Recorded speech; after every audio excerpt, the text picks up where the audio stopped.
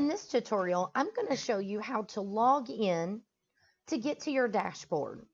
So from the home page of the Wedding Experts, you go to the top right and you click on the pink Sign In button.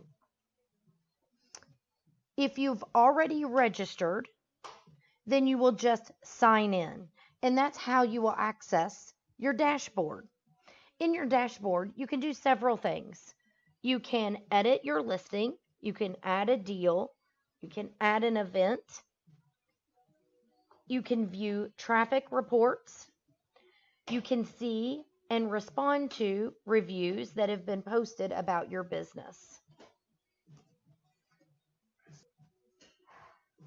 So I'm going to put my login information in here, my email, my password that I created, and then I'm going to click the pink login button.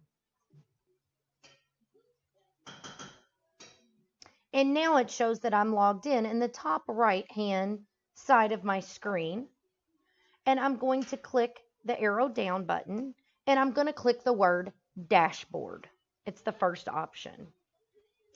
And here it has taken me to my mock wedding business that I set up for these tutorials. It's taken me to the dashboard.